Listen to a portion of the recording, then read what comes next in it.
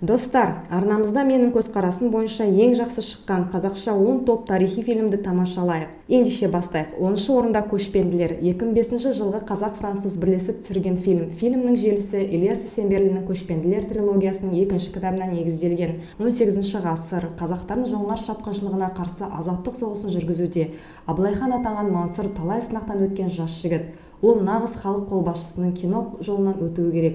Ажалмен бетпе-бет келгеніне қарамастан, ол дана, абыройлы адам болып қала береді. Оның басты мақсаты қазақ халқын осындай қиын қыстау кезеңде біріктіру. Өйткені ортақ күш-жігермен ғана жауды өз жерінен қуып шыға алады. Сонымен қатар осындай қиын кезеңде Мансұрдың жауынгер қыз Гаухарға деген сезімі бар. Бұл да оған ауыр сынаққа айналады. 9-шы орында Томирис. Массагеттерді билеген ханшайым Томирис пен Кир екінші туралы түсірілген қазақтардың көркем фильмі. Режиссер Ақан Сатаев фильмнің тұсаукесері 2019 жылдың қыркүйек айында өтті. Фильм Геродоттың Тұмар ханша билеген массагеттермен соғысқан парсы патшасы Ұлы Кирдің қазасы туралы оқиғасында негізделген. Фильм түсірілімдері 2017 жылдың желтоқсан айында басталған. Қазақстанның әртүрлі жерлерінде жүрді. Фильмде массагет кейіпкерлер көне түркі тілінде сөйлейді, ал парсы кейіпкер көне парсы тілінде сөйлейді. 8-ші орында Әміре кинотуындысы. Кинотуындыда қазақтың біртуар тенор дауысты әншісі Әміре Қашаубаевтың Париждегі сапары жайлы баяндалады. Онда Әміре Қашаубаевтың танымал америкалық джаз композиторы Джордж Гершвинмен достығын көрініс табады. Сонымен қатар Әміренің өнеріне тәнті болып, даусына ғашық болған Ли Эббот есімді әншімен арадағы ұмытылмас кезеңдері суреттейді. 88 минут фильмде Әміренің рөлін сомдаған Санжар Мадиев ағылшын тілінде түсірілетін кино болғандықтан тек сырт келбетінің келісуінен басқа ағылшын тілін жетік меңгергендігін таңдалғанын айтты. Фильмде 1925 жылы Әміре Қашаубаев Париждегі Exposition International des Arts Décors Industries Moderns аясында дүниежүзілік музыка конкурсына аттанады.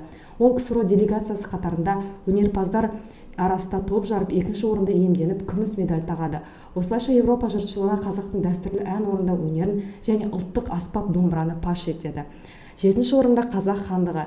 Фильм сценарийі Ильяс Есенберлиннің Алмас қылыш романының желісі бойынша жазылған. Фильмнің режиссері Қазақстан Республикасының еңбек сіңірген қайраткері, кинорежиссер, сценарист және суретші Рүстем Әбдіраш. Қазақ хандығы сериалы Қазақ елі деп аталатын тарихи циклды сериалдың алғашқы бөлігі болып есептеледі. Жобаны жүзеге асыруға әу баста $5 миллион бөлінген, кейін краудфандинг тәсілі арқылы отандастарымыз қосымша 101 миллион теңге жинады. Сериал Ильяс Есенберлиннің Көшпенділер трилогиясының желісімен түсірілді. 2017 жылы 5 қаңтар жалпыұлттық прокатқа шыққан аталмыш толықметражды көркем фильм қазақстандық прокатта 72 миллионнан астам қаржы жинап, көшбасшылар қатарынан көрінді. Жалпы алғанда 2,5 мыңнан астам сеанс, оның 60% қазақ тілінде, ал 40% орыс тілінде көрсетілді. 6-шы орын Тар заман фильмді ұсынады. Фильмде Алашорда үкіметін құру жолындағы ортақ мұратқа топтасқан алаш зиялыларының өмірі суреттеледі. Басты кейіпкер Әлихан Бөкейхановтың тартысқан толы драмалық өмірі көрсетілген. Оның ел үшін күрескен еңбегі, айналасына топталған тарихқа белгілі тұлғалармен байланысы, көзқарасы мен ұстанымы, махаббаты мен тағдыры көркемдік шешімдермен өріледі. Қазақ даласының ақпан төңкерісін қалай қабылдап, қазақ төңкерісінен кейін неге екіге бөлінгені оқиғаға арқау болады. 5-ші орын Сұлтан Бейбарыс.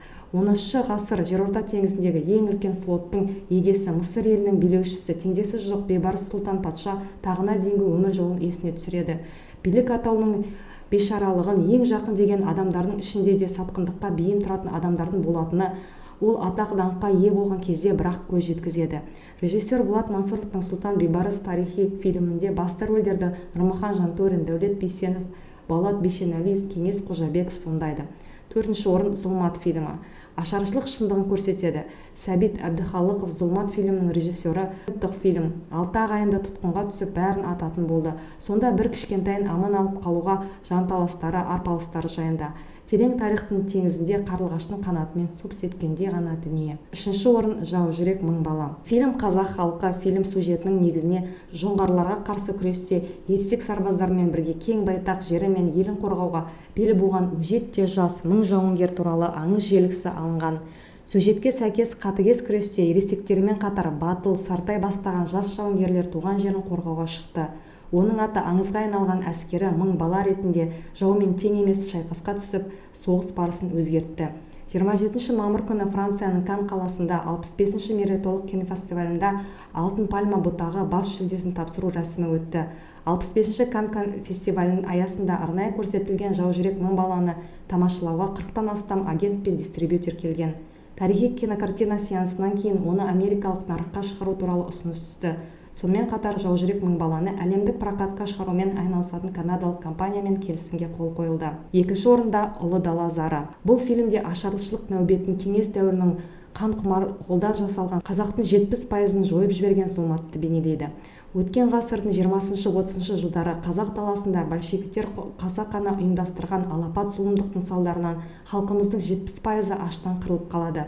Сайын даланы жалмауыздай жалмаған ашаршылық қасіреттің шындығы ашылмай әлі күнге дейін ақиқаттың айбарынан жел есе қойған жоқ. Адам төзгісіз қасіреттен күресіп, ажалмен арпалыса жүріп, аштан өлмеудің қамын жасаған аңшы бүркітші отбасының алдында өте қиын таңдау тұр еді.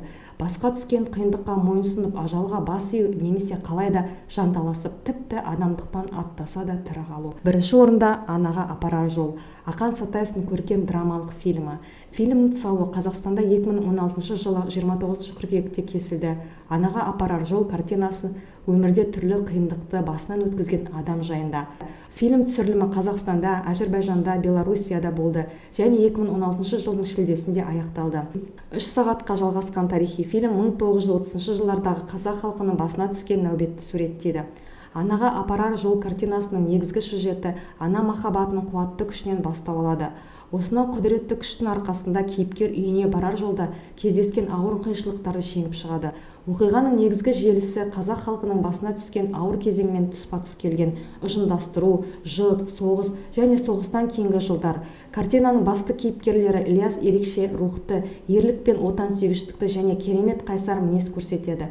Тағдырын ауыр соққылармен бетпе-бет келеді. Балалар үйі, сұрапыл соғыс, тұтқынға түсу, жазасын өтеушілер лагеріне тап болады. Осынау ауыртпаушылықтарды еңсеруге, оған анамен жүздесуге мақсаты күш береді. Фильм өмірлік құндылықтардың мәні мен тіршіліктегі құбылыстарға өзгеше көзқараспен қарауға жол сілтейді. Сонымен достар, біздің көзқарасымыз осындай болды. Өздеріңіздің пікірлеріңізді астына жазып, каналға жазылып, лайк баса отырыңыз.